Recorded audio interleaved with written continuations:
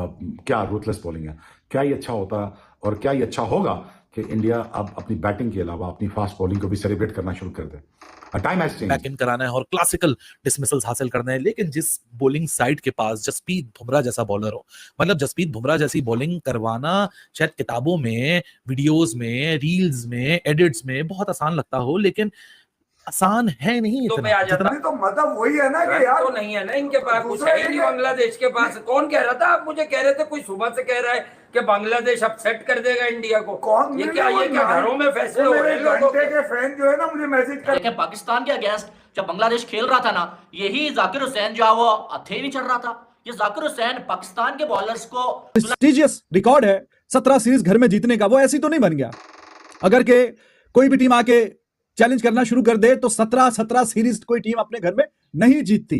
तो this is a domination, this is world class team and welcome to India.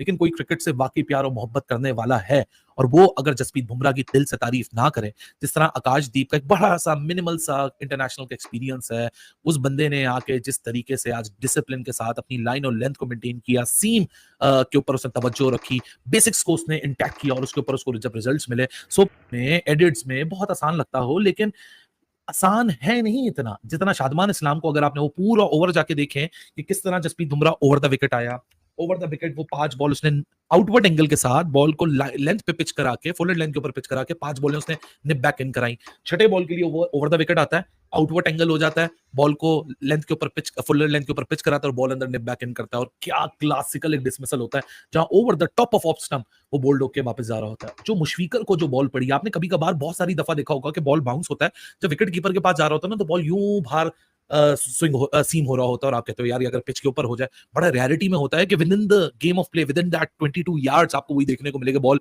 Bounce होने के बाद वो बॉल यूं निप आउट हो रहा हो और वहीं आपका एज लगे और आप सेकंड स्लिप को वो कैच देके रवाना हो जाए। मतलब what a peach of those deliveries were. जो शुरू की 2 विकेटें जसप्रीत बुमराह ने निकाली हैं, मतलब दोज वर द डिलीवरीज कि वो कोई भी फास्ट बॉलर जो दुनिया में खेलेगा वो बोलेगा यही चाहिए।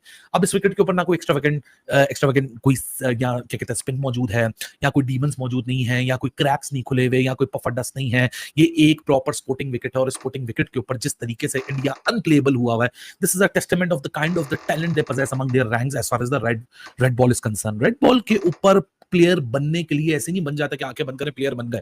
और अच्छी बात है कि इंडिया की जो परफॉर्मेंस आ रही है वो एक अपनी जो स्ट्रैटेजी रही है, 3 स्पिनर खिलाओ, स्पिन कंडीशंस बनाओ, वहां टीमों को रैटल करो, ये उसकी बिल्कुल ही एक ऑपोजिट आपको स्कीम ऑफ थिंग्स दिख रहे हैं। जहां इंडिया बहुत अरसे बाद, आपको नहीं याद पड़ेगा कि घर में कोई टेस्ट मैच खेल रहा हो इंडिया तो 3 फास्ट बॉलर खिला रहा हो, एक अलग सी मॉडस ऑपरेंडी के साथ, एक अलग से माइंडसेट के साथ, एक फ्यूचर को देखते हुए कि जब गौतम गंभीर आया है, अब एक नए फ्यूचर की तरफ देखा जा रहा है, नए लड़कों को इंट्रोड्यूस कराने का वक्त आ चुका है। अब वो ट्रांजिशन टीम इंडिया बना रहा है जहां बहुत सारे जो सीनियर्स होंगे आखिरी 2-4 सालों में ये निकलते जाएंगे, नए प्लेयर्स अब टेक ओवर करते जाएंगे। जसप्रीत बुमराह जैसे जो अभी लड़के हैं वो फिर सीनियर्स का रोल अदा करेंगे।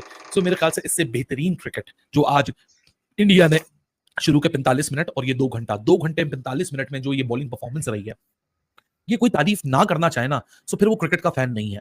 वो फिर बाइस्ड होके चीजों को देखेगा, सिर्फ ये अपने दिल में नफरत रख के नहीं जी मैं इस नेशनैलिटी को तो मैं इस नेशनैलिटी वाली की क्यों तारीफ करूं। लेकिन कोई क्रिकेट से वाकई प्यार और मोहब्बत करने वाला है और वो अगर जसप्रीत बुमराह की दिल से तारीफ ना करे, जिस तरह आकाशदीप का एक बड़ा सा मिनिमल सा इंटरनेशनल का एक्सपीरियंस है, उस बंदे ने आके जिस तरीके से आज डिसिप्लिन के साथ अपनी लाइन और लेंथ को मेंटेन किया, सीम के ऊपर उसने तवज्जो रखी, बेसिक्स को उसने इंटैक्ट किया और उसके ऊपर उसको जब रिजल्ट्स मिले, सो फिर आप मेरे ख्याल से क्रिकेट के फैन कहलाने के लायक नहीं है, क्योंकि इस तरह की क्रिकेट अमूमतन देखी नहीं जाती। यही बांग्लादेश है, यही लितुन दास है, यही शकीब है, यही मेहदी मिराज है जो हलक का कांटा बन गए थे पाकिस्तान के लिए। हालांकि पाकिस्तान ने भी स्पोर्टिंग विकेट बनाई थी, जिन विकेटों पे पाकिस्तान नहीं खड़ा हो पा रहा था उन विकेटों पे बांग्लादेश ऐसा खड़ा हो पा रहा था, बल्कि वो खुद भी खड़ा हो रहा था और हमारे अरमानों को वो डुबा भी रहा था। सो ये दुनिया, ये ना जमीन और आसमान का फर्क आपको दिख रहा है कि पाकिस्तान के सामने जो बांग्लादेश ने क्रिकेट खेली वो इसलिए खेली क्योंकि पाकिस्तान की जो टेस्ट टीम है, मतलब चले तो दूसरे फॉर्मेट्स को भी हम छोड़ देते हैं, वहां कौन सा हमारा बड़ा जबरदस्त हाल, कोई हमारा जबरदस्त क्रिकेट चल रही है, कौन सा जबरदस्त हमारा हाल है, लेकिन अगर टेस्ट क्रिकेट पे आप तवज्जो रखें तो टेस्ट खाली फील्डिंग कैच वो देखे ना, लिटन दास ने जो शॉट खेला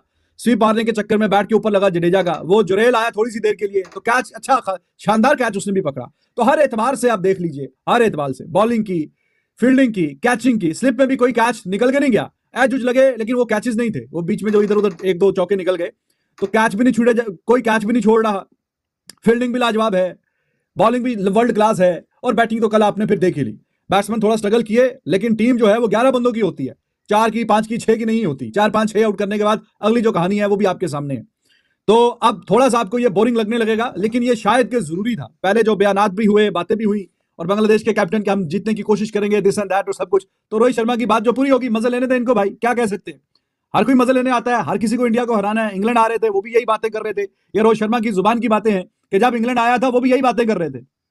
हर किसी को इंडिया को ही हराना है, इंडिया में आके हर किसी को, क्योंकि यही है अल्टीमेट टेस्ट। और जो मैंने अभी पिछली वीडियो में शायद बोला कि टॉप की जो टीम्स हैं दुनिया की, टॉप की पहले दूसरे तीसरे नंबर की, उनकी ख्वाहिश होती है कि वो जाके बांग्लादेश इंडिया को इंडिया में हराए।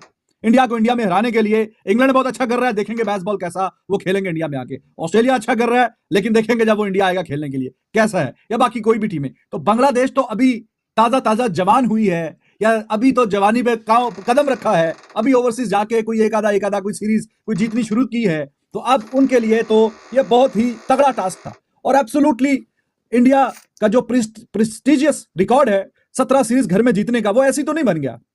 अगर के कोई भी टीम आके चैलेंज करना शुरू कर दे तो 17 सीरीज कोई टीम अपने घर में नहीं जीतती। तो this is a domination, this is world class team, and welcome to India with all the love for all the teams who ever are visiting.